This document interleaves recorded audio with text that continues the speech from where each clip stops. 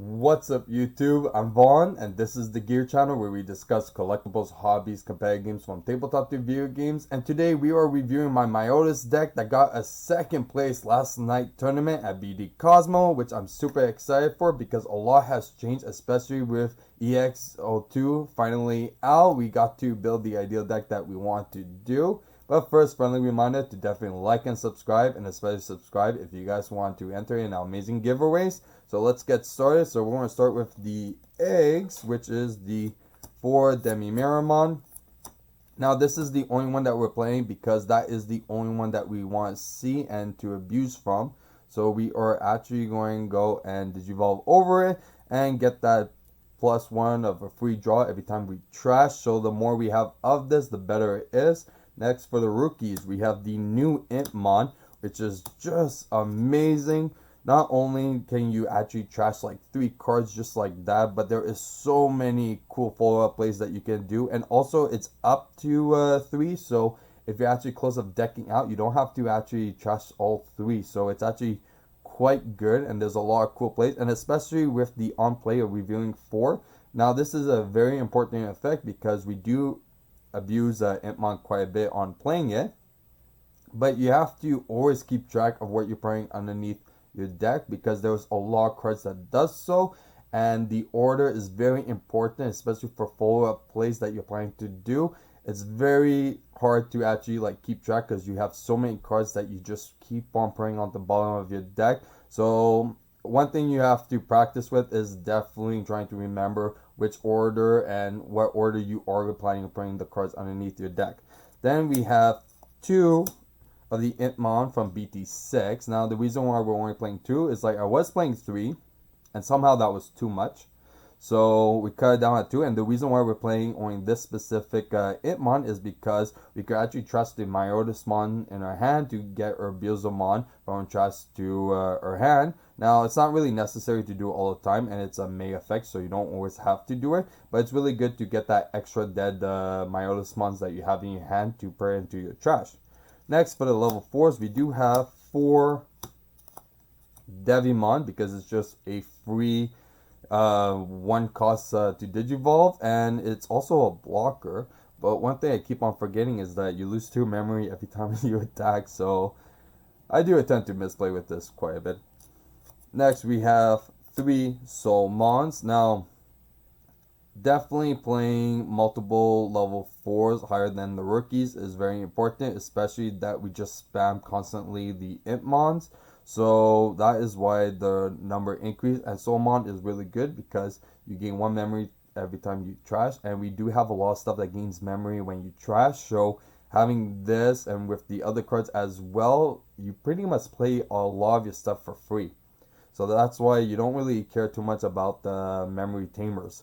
Next, for level 5s, we do have our 4 Myotismon from BT8, which is amazing because you get to go and trash the top 2 cards, and then if you have a Yokio, there you go, you get to play that as well. But majority of the time you're going to use his actually deletion effect when he's Digivolve over. For when he's deleted, you get to play a Yokio or he's suspended. So there's a lot of good plays to do with this, but definitely mandatory to play 4. Then we do have 3 Vanilla Myotismon. Now the reason why we're playing this one and not the other one from EX1 is because this is a memory cost of 2 and a play cost of 6, so it is lower, and in the overall run it's a lot better, and especially if you're not just digivolving over this with just malomyotismon, you can also do Beelzemon and still a less cost.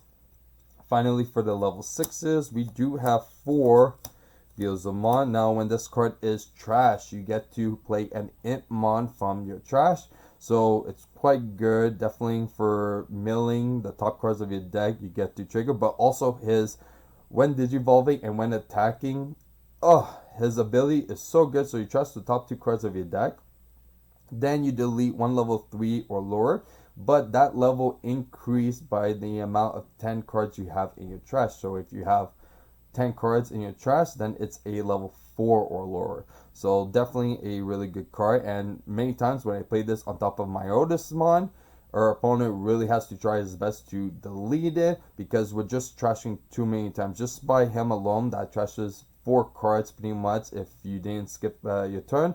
And if your opponent deletes it and Milo is underneath it, then you get the Yu-Gi-Oh suspended, and now you could actually play the Milo for free and then able to trash and delete again. Next, we are playing only 3 Milo, because you have to understand that the other builds was a lot slower. Now it's a lot faster to actually trash, so we don't have to play too many cards that involve having multiple copies, since it's very easy to actually get like 5 Myotismon in a grave. Like, we cut down on quite a bit. The vanilla one we cut down on, the Milo we cut down on, and it's very easy to still get all of them in the trash. Next, we have our golden boy, VaughnGear. Now, the list of the cards, it's definitely on key, on point. The only thing that might be tweaking is some consistency of how many each to actually play. So the VaughnGear, I do want to play 3. Having trouble trying to find room for that third one. Even like took out a Beelzemon and I realized I have to put it back. So it's very hard, but VaughnGear is definitely a win con. So you go and it's so easy to get like even 14. Every time I play like Kidmon, somehow I have like 14 options. Okay, so just on his own and not even relying on your opponent having options in the trash, you're able to just play it for free, delete one of your opponent's Digimon. But the most important part is actually choosing the order you're putting the option cards underneath your deck, because there's a lot of good stuff that you could benefit from trashing them. So you always have to keep in mind the order that you're putting it. So you have to think of your digivolving, your trashing, what can potentially happen next, your draw for turn as well. So the order that you put the options is very important in this deck. Then finally, for level 7s, we do have 3 blast modes. Now, this card is amazing. When trash, you get to delete a level 4 or lower, so it's just a free pop. But also, it's very rare that we actually do the Digivolution, but honestly, there's many times that I'll just do it if I want to do a board wipe, so I'll do it on top of Myotismon usually, because that's the one that goes and trashes 5 and gaining memory as well. You're able to pretty much just play Milo for free in this deck, and just digivolving over on top with blast mode wipes your opponent's board, and usually he'll be like only at 3 memories, which is not that bad, especially if he has a memory tamer and he was going to be at 3 anyways. This is definitely a very good card.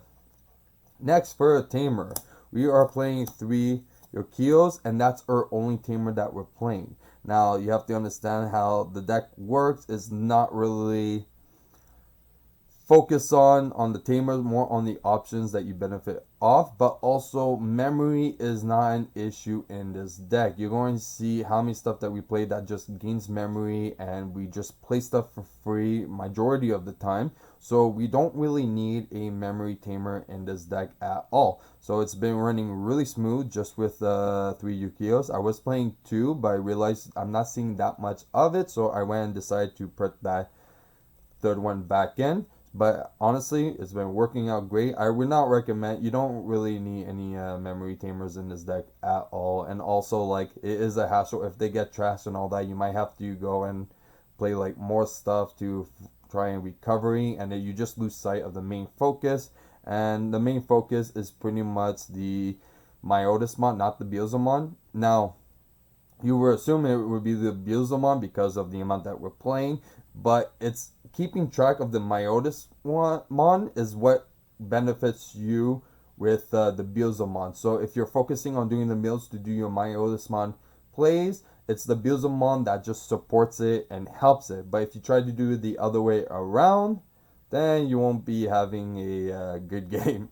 So next we do have Death Slinger, which is the new option card from EX02. Now, if you're not familiar with this thing has 3 effects, which is all good because every single location that it's at, you benefit off. If it's in security, you get to play it.